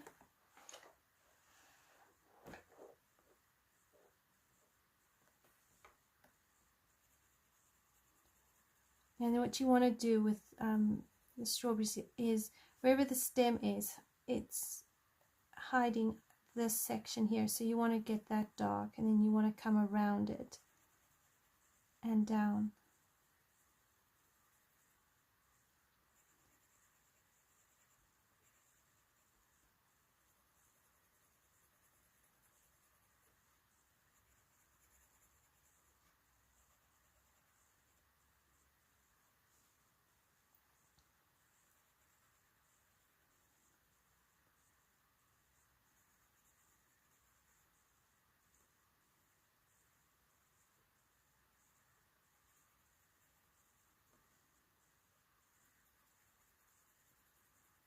And you don't want to make each leaf the same. I've made that mistake before.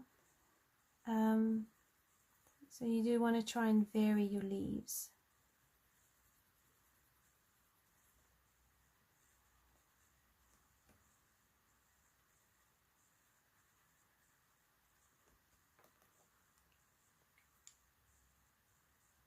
Try to zoom you in a little bit more.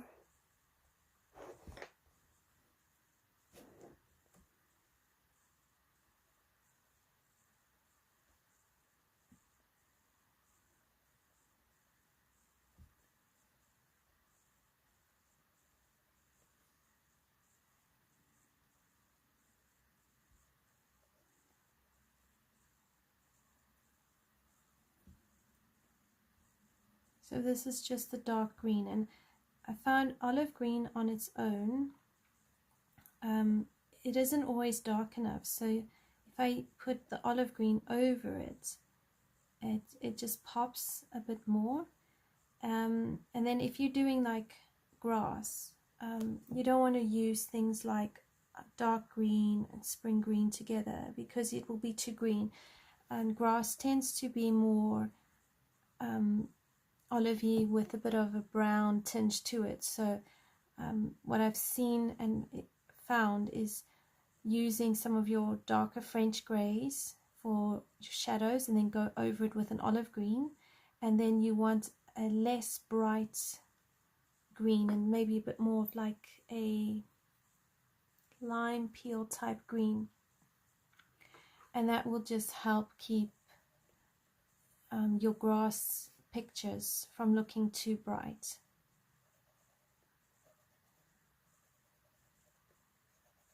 But unlike these sort of leaves, it's okay to have them bright because they are more green than they are tinged with browns.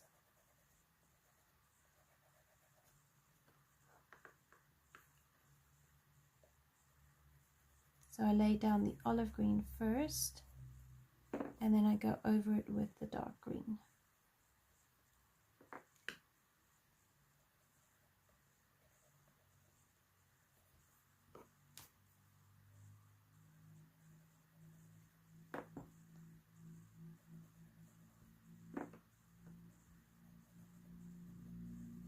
And then if you really want a bit more brightness, you could add some yellow to your highlighted area, and that will just brighten things up as well.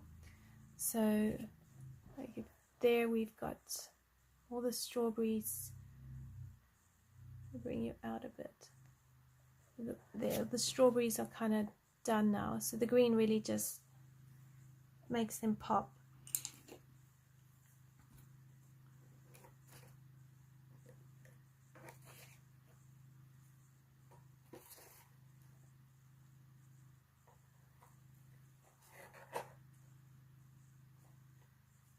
I don't even know Lottie Ford, Val, so no, I don't have any of her free PDFs.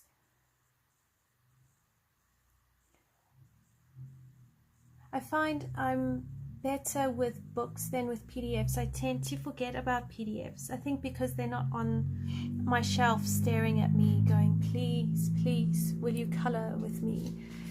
So I do tend to forget about PDFs. I have got some Coloring Book Cafe books as well on PDF format, but I haven't colored in them for a long time because I just honestly forget about them.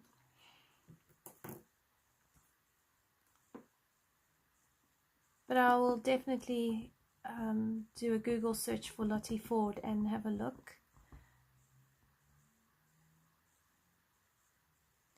So if I do the dragon, I can do this dragon with gold. I can show you how to do gold. You'd probably want Polychromos. So I'll show you how to do gold with Polychromos.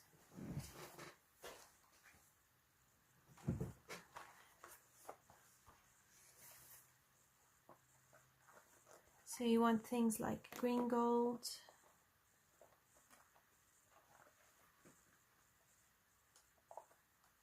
and a Naples yellow,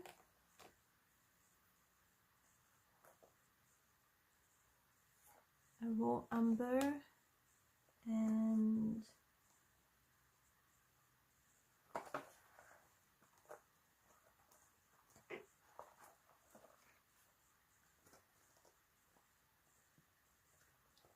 I would use a dark sepia and a burnt umber. So I can show you how to use that with... Oh, cool. I'll have a look at for her and see what I can find. And then you also want your whites. So if I use...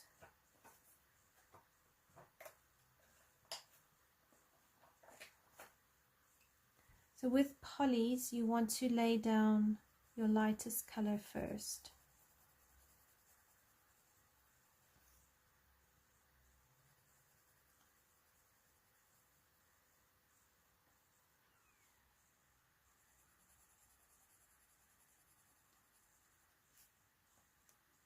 And then you'd go in with your Naples yellow.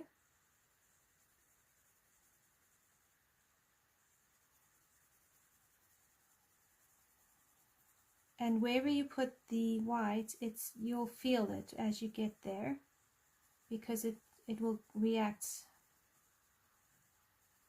and it won't lay down as deeply.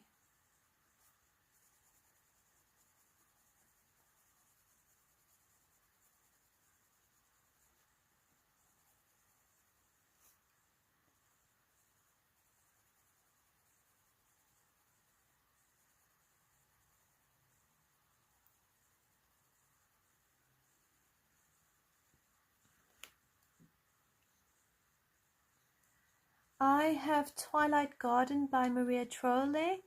I am planning on trying her Moon Valley, which is her latest book. But I do have Twilight. And I've only done a few pictures in Twilight Garden. There is a deer picture I wouldn't mind doing in Twilight Garden.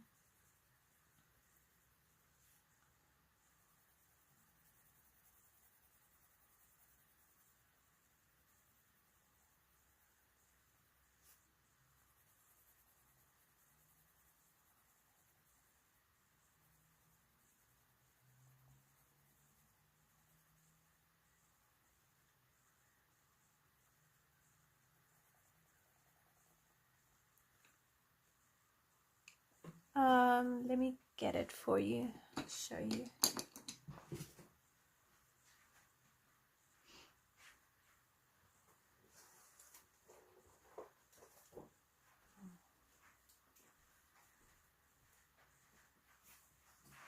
So I am planning on doing a video showing you all the books and pictures that I would like to do in the fall.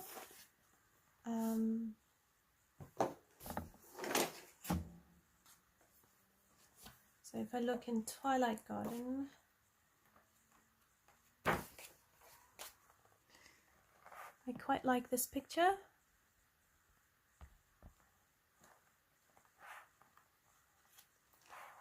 So that one could be quite a lot of fun to color, and we could use polys for it because Polychromos on this paper works really, really beautifully.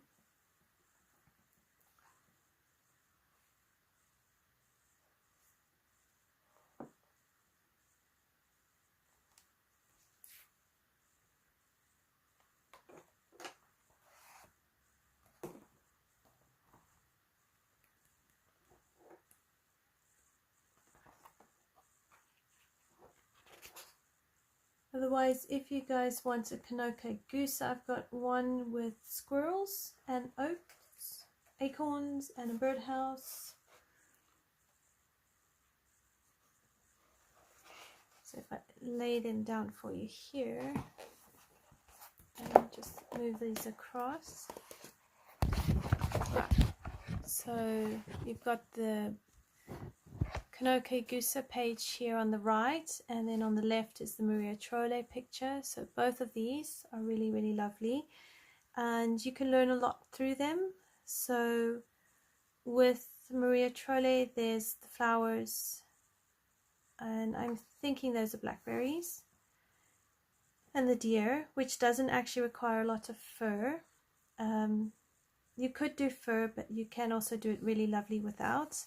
And then in Kanoka Goose, you've got a wood that I can show you how to do wood. You've got the leaves, the acorns. You've got here this clock face, and you've got the fur on the chipmunks and the squirrels. So that could be another great one as far as learning how to do things. And we can make like orange berries. And then you've got the pine cones at the bottom here. So you've got these pine cones, which are also interesting.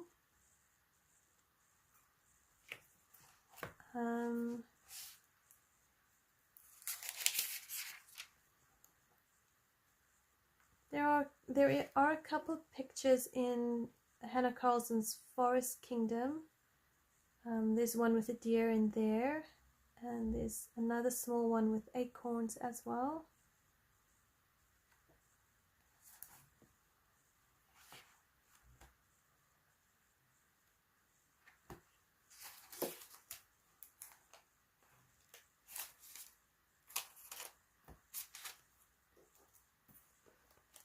So I'm going to put that down.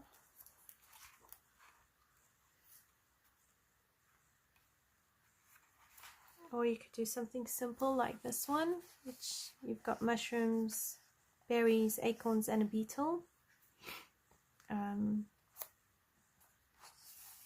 Or we could do this one's a portrait, which has your pine cones and your acorns, but it's got no bugs.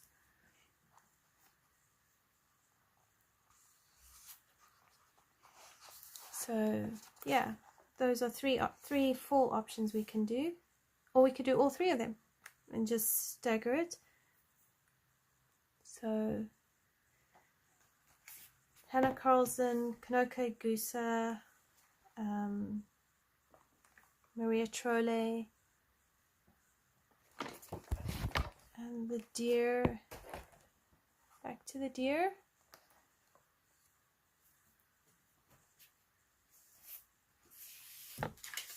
I think this book has a couple of ones with the deer. It's got this one, and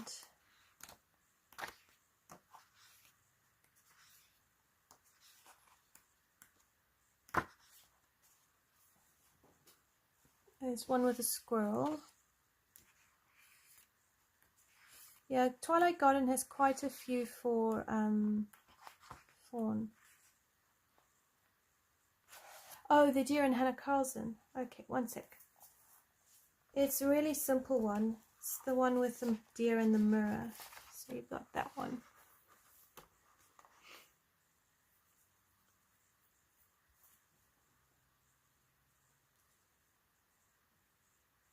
Yeah, the Maria Trolle deer is super cute. And I like that the background is already done. And we could even do both of them, because I think this one here in Hannah Carlson we could do in a night, possibly. Oh, I've lost it now. Yeah, so I move them over. I think the Maria Trolle one will take me at least 2 live videos, and then the Hannah Carlson one possibly 1, maybe 2, depending how we do it. And I've seen quite a few pictures of this one.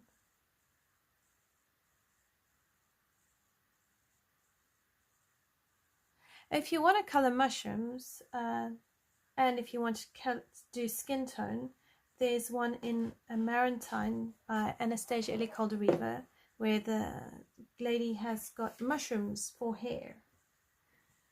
So that one's also a great one.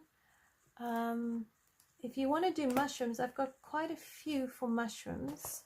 I mean, Hannah Carlson tends to have quite a few mushrooms anyway. There are a few other pages with mushrooms, so depending on, just depends how adventurous you are.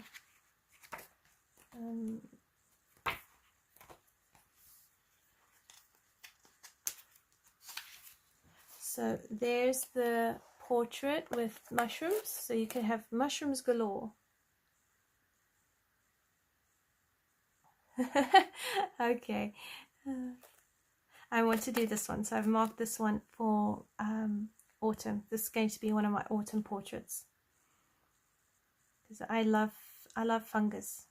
It's like one of my favorite things to do when I go walking in autumn is to go look for see how many mushrooms I can identify and take photographs of.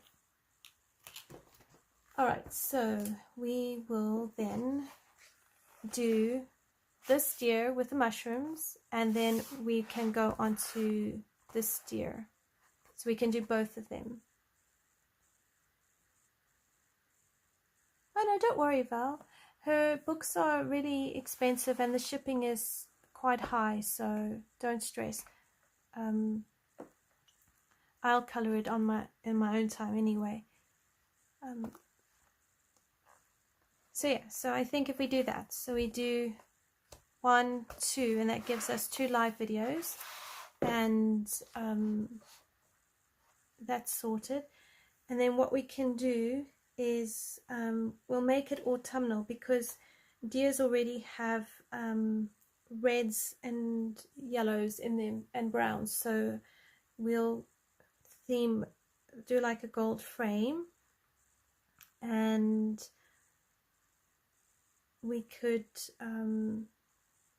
do the antlers kind of brown going into yellow, and make the leaves yellow or something like that. We could even bring in a bit of green, so it looks like the leaves are turning from green into yellow. So yeah, and then you could make the mushrooms,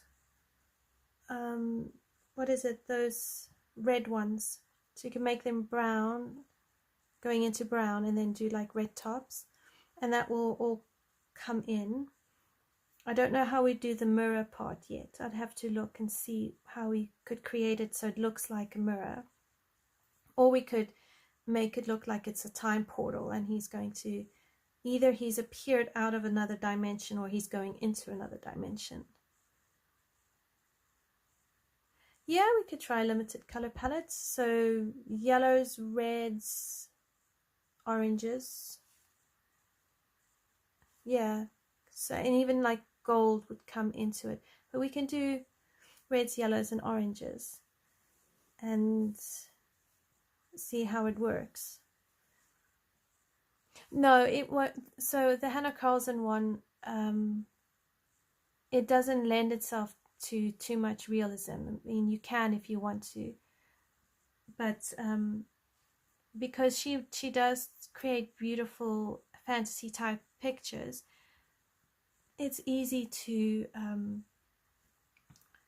it is easy to go out of the thinking box and create something really special. How are you, JC?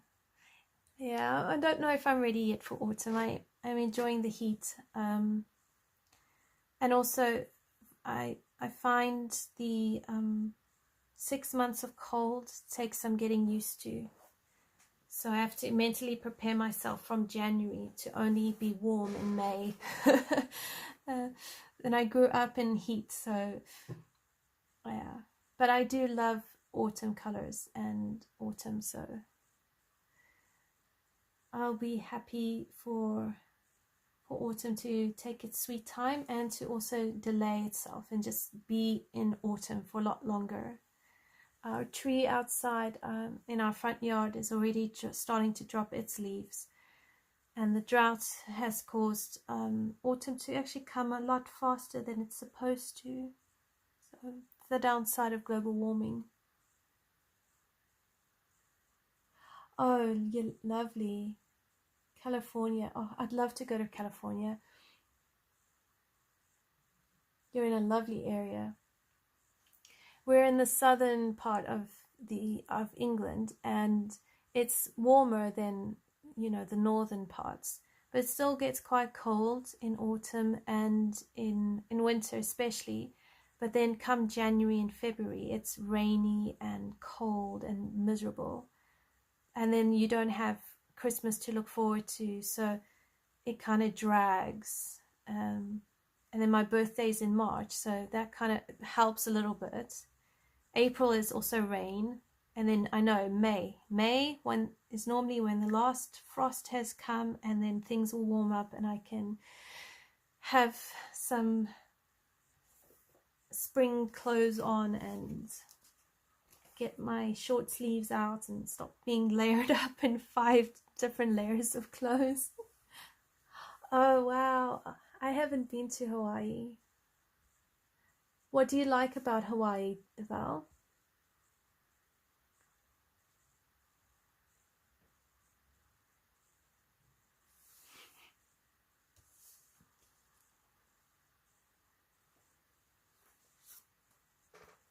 I like the idea of Hawaiian beaches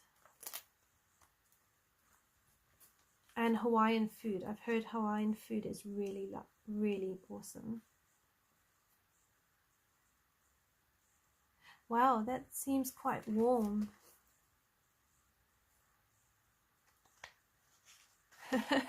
I hear you. Never winter, yeah.